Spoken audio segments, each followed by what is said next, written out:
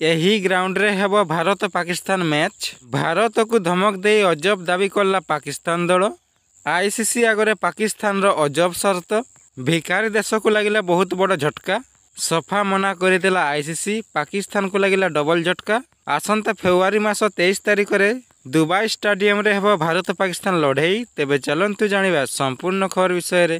ICC champion trophy 2025 ଆସନ୍ତା ବର୍ଷ ଫେବୃଆରୀ 19 ତାରିଖରୁ ଆରମ୍ଭ ହେଉଥିବା ବେଳେ ଚାମ୍ପିୟନ ଟ୍ରଫିର ମ୍ୟାଚ୍ ଗୁଡ଼ିକ ହାଇବ୍ରିଡ୍ ମଡେଲରେ ଖେଳାଯିବ। ସମସ୍ତ ଦେଶର ମ୍ୟାଚ୍ ଗୁଡ଼ିକ ପାକିସ୍ତାନରେ ଖେଳାଯିବ ଏବଂ ଭାରତର ମ୍ୟାଚ୍ ଗୁଡ଼ିକୁ ଦୁବାଇରେ ଖେଳାଯିବ। ତେବେ ଦେଖିବାକୁ ଗଲେ ଭାରତ ଏବଂ ପାକିସ୍ତାନର ମ୍ୟାଚ୍ କେଉଁ ଦିନ କେଉଁ ସମୟରେ ହେବ, କେଉଁ ଷ୍ଟାଡିୟମରେ ହେବ, ଏହି ଭାରତ ଏବଂ ପାକିସ୍ତାନର ଲଢ଼େଇ ଦେଖିବା ପାଇଁ ଦେଶ ବିଦେଶର କ୍ରିକେଟ ଫ୍ୟାନ୍ସ ମାନେ ଚାହିଁ ରହିଥାନ୍ତି। ତେବେ ଆମେ ସବୁ ସମସ୍ୟାର ସମାଧାନ ନେଇ ଆସିଛୁ। ଚାମ୍ପିୟନ ଟ୍ରଫି 2025ର ଭାରତର ମ୍ୟାଚ୍ ଦୁବାଇ ଷ୍ଟାଡିୟମରେ ଖେଳାଯିବ। ଏହି ମ୍ୟାଚ୍ ଭାରତୀୟ ସମୟ ଅନୁସାରେ 2:30ରୁ ଖେଳ ଆରମ୍ଭ ହେବ ଏବଂ ଭାରତ ଏବଂ ପାକିସ୍ତାନ ମୁହାଁମୁହିଁ ହେବେ ଫେବୃଆରୀ 23 ତାରିଖ ଦିନ। ତ ଫ୍ରେଣ୍ଡ, ଯଦି ଭିଡ଼ିଓଟି ଭଲ ଲାଗିଥିବ ଭିଡ଼ିଓଟିକୁ ଲାଇକ୍ କରନ୍ତୁ। ଭିଡ଼ିଓଟି ଦେଖିଥିବାରୁ ଧନ୍ୟବାଦ।